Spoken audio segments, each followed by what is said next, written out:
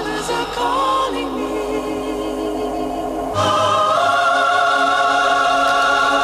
Calling me.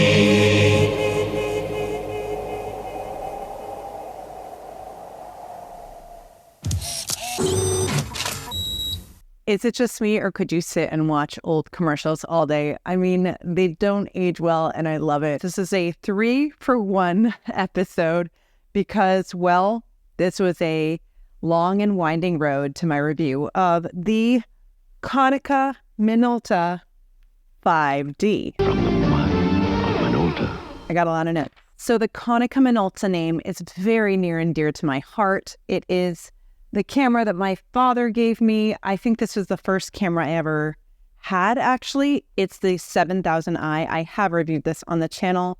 I am like 15 years old in this video, where I believe that is the Konica Minolta 7000i on my hip. Konica Minolta is a very complex, complicated company. They became Konica Minolta in 2003, but they had been long sort of shadowing each other, working together. Konica did make film, though, and this is an important delineating factor as we talk about the transition from Minolta to Sony later in 2006. It makes perfect sense that Sony bought them, because Sony is very much like we have the best our technology. And that seems to be Minolta's thing, too, is like, we have the most gizmos and gadgets. This is a camera from 2005. This was released after the Konica Minolta 70, which came before it. That was a very sort of groundbreaking camera of its time. The reason being, it was the first camera to have inbuilt image stabilization. They called it anti-shake AS, and you can actually see their very nice pride in this technology, which truly was groundbreaking. Minolta invented it, and they really did a good job of implementing it. It works even to this day. I was very impressed. This is a 6-megapixel CCD APS-C sized sensor, so there is a 1.5 crop on your lenses here. This takes the Minolta film mount lenses, so the AF lenses from their film days, the Dynax 7, the Dynax 9, really incredible film cameras. They basically took the same philosophy and even some of the same design language and put it into their digital bodies and just put a D at the end. Now you'll see these named various ways: Dynax 5D, Maxim 5D, Alpha. Needless to say, there were names in Europe, North America, and Japan, and they all differed in naming convention. However, they are the same camera. Also worth noting is that the 5D was the last of the Minolta cameras to be manufactured before their sell-off to Sony. Sony absorbed Minolta in 2006, so shortly after this camera was released. And what is especially interesting, which we will double click into, is the fact that Minolta sold the technology and their body, but not their color science, which was actually, in fact, owned by Konica. So when Sony came out with their A100 later down the road, which was their first DSLR release, it did not have the same color science. So let's take a little tour of the body before we jump into some of my thoughts on this wild and fabulous camera from 2005.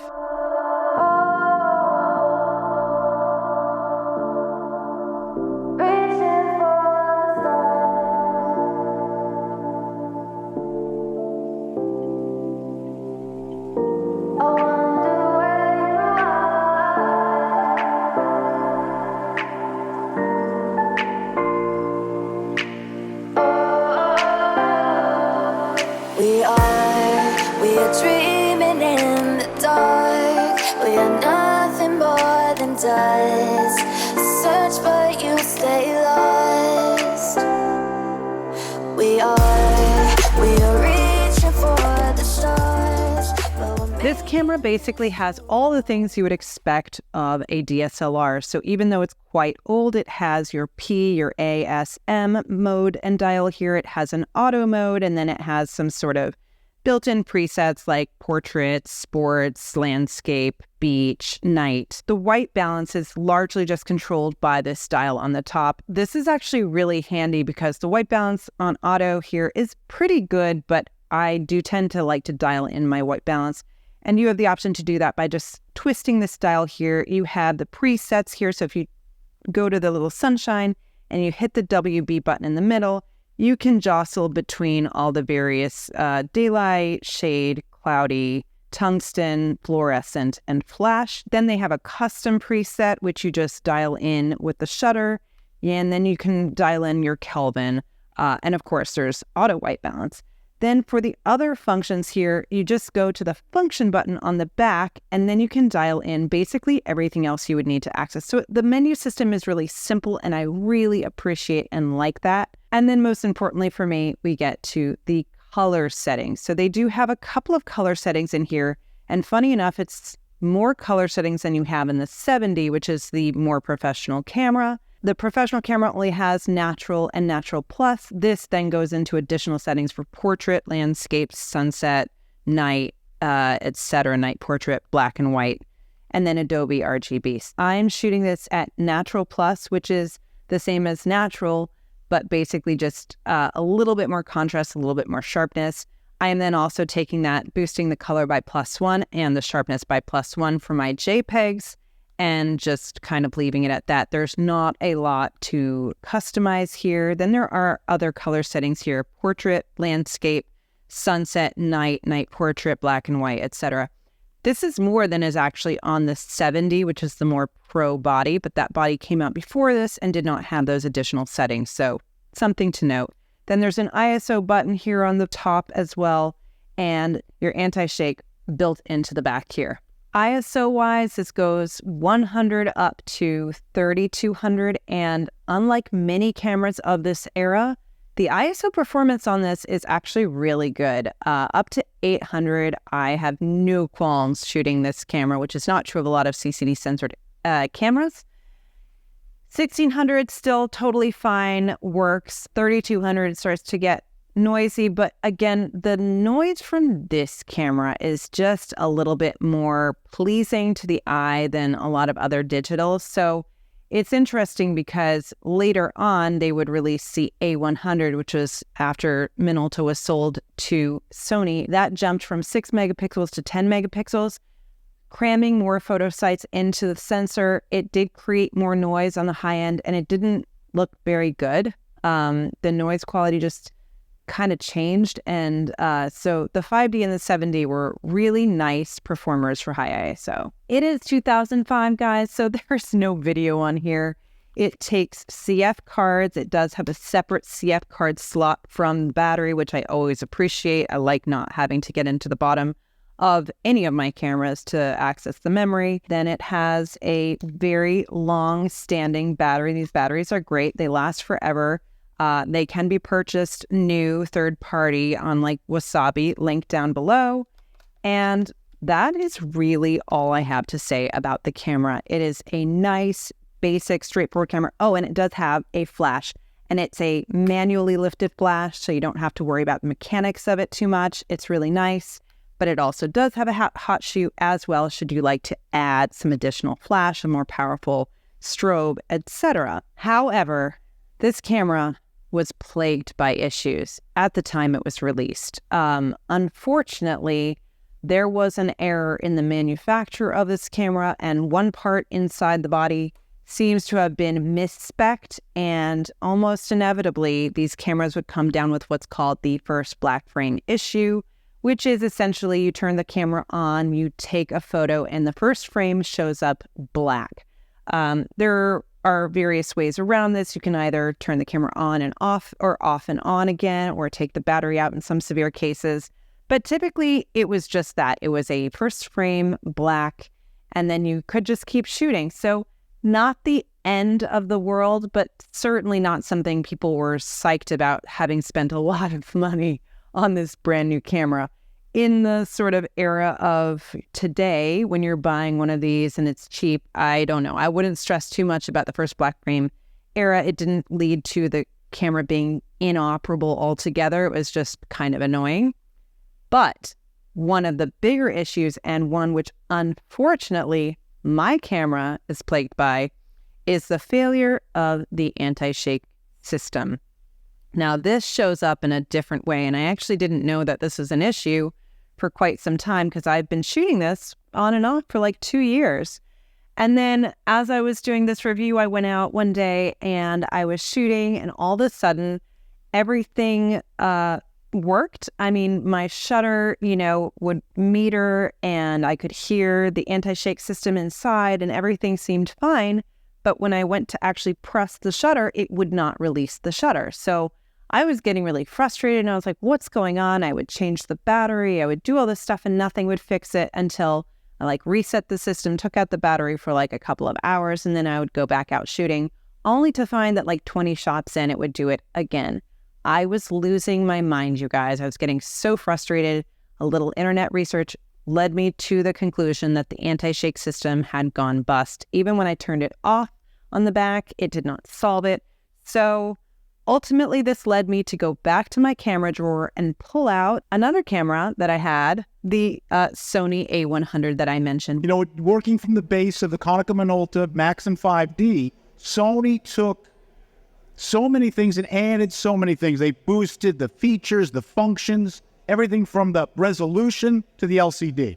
And with that in mind, as you'll see in the December issue of the magazine, the Sony Alpha 100 DSLR is our camera of the year. And this camera is essentially the same as the 5D. I mean, there are definitely changes. There's changes to the button up or the dial up front here. So now you're controlling far more than the white balance on the top, but it's the same implementation in the sense that you rotate the dial. The ISO is now a function on the dial. You click the dial and then you alter your ISO that way. You alter your focus this way, your white balance, your dynamic range. It's had dynamic range settings in it. That was new. And this also had a little bit more of a faster operation in general, and it added megapixels. It went to 10 megapixels, as well as keeping the anti-shake on the back here. However, like I said, with the JPEGs were quite different. The color science was quite different here. Konica had film. Konica understood color science. Sony was an electronics manufacturer, and they did not acquire the knowledge of Konica color science when they acquired Minolta. This camera does not produce as beautiful a color in its JPEGs. However, when you pull these RAW files into Lightroom, and I forgot to mention that, the 5D does RAW plus JPEG, which is excellent. The A100 does RAW plus JPEG, which is excellent.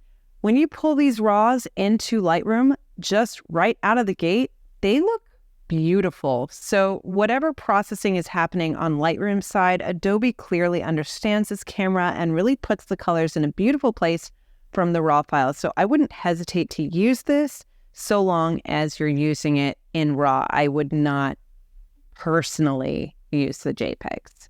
But on that note, let's double click into color in general. The color in here is really interesting. I have a love-hate relationship with it. I do like it. However, it does globally and universally have a yellow-green cast to it. Now, this is not unusual. This is actually kind of a pretty common color profile for CCD sensors, and it's oftentimes what people are attracted to when they say, I like the look of CCD censored images.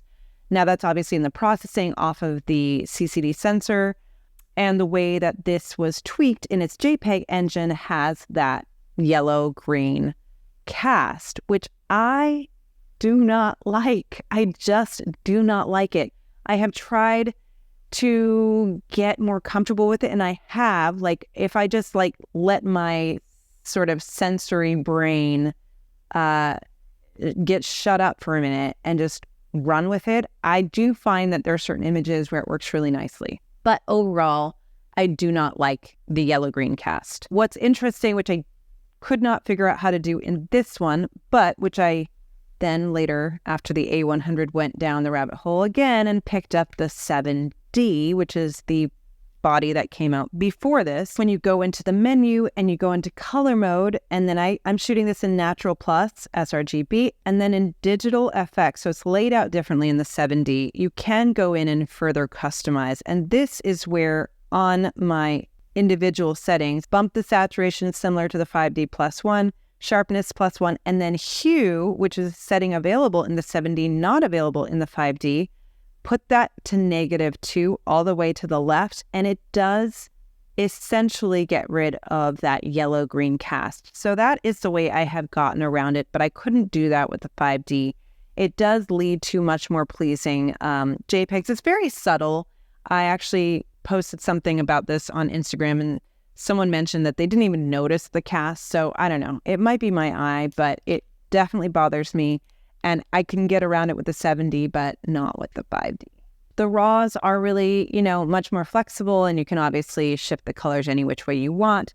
However, the dynamic range on these cameras are definitely limited. The A100, interestingly enough, I feel like has a lot more latitude in the files. So I was able to play with those in Lightroom and actually get some nice sort of dialed images and save my highlights.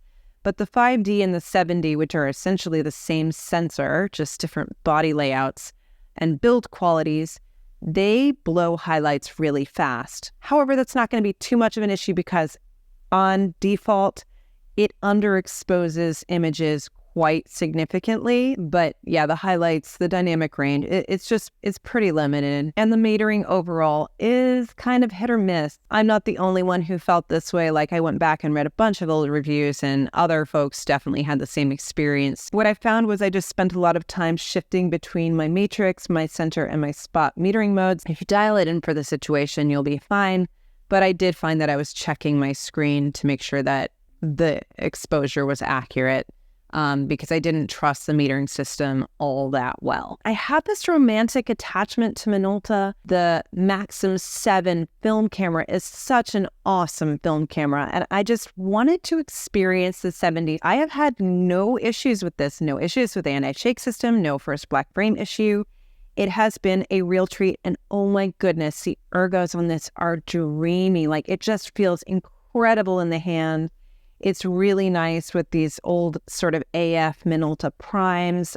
You can shoot these with the Sony lenses. I do have some of those later Sony lenses, like this one, which actually came out way later. This is a relatively modern lens. This is a 16 to 50 millimeter SSM 2.8 lens. I don't have my favorite lens here, but my favorite lens is the 35 millimeter to 105 millimeter f4 from Minolta, an old screwdriver autofocus lens from the film days, which is bonkers. It's so good. I used it on my 7000i, and then I adopted it to this. It does have that 1.5 crop factor, so it's not truly 35 millimeters. Oh, it feels so good, and it has all the buttons and dials. It has your focusing settings here on the front as a dial, very similar to Fuji's. Exposure compensation and flash compensation as a dial up here on the top.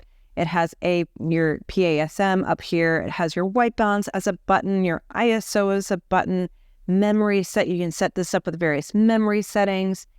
It's just dreamy and so beautiful. But sadly, I just don't love the images. I just don't love them. I will say under certain circumstances, they shine. Like, there are certain shots where I'm really happy with the output, but just generally speaking, on a day-to-day point and shoot, everyday carries sort of level, they aren't my favorite. Do I recommend this camera? Sadly, no, I can't. I mean, just knowing all the manufacturing flaws and like the issues that you could run into, I really cannot recommend this camera. Where this makes sense to me is if you already have a Minolta camera with AF lenses and you like your glass, get something like this to pair with it. I would definitely travel with my 7000i and like this as a digital backup. That would be really fun, and I would enjoy that. Don't spend a lot of money on it because they're just not reliable. Would I recommend the A100 from Sony? Absolutely. Like, that's maybe a bit of a vanilla and not that exciting a camera, but again, the raw files come out really nicely as interpreted by Lightroom, and it's cheap, and it's a CCD sensor. So if you want to play in that arena, I think you can go down that road, but don't expect to get nice JPEGs out of that. They're crap. too brash. I don't know. I've never been known for my delicacy. So those are just my thoughts, my opinions. If you have these cameras or if you've shot these cameras, please comment down below. I would love to know what you think of them. I hope you are well. I hope you are shooting lots of ridiculous cameras. Until the next one, I will see you then.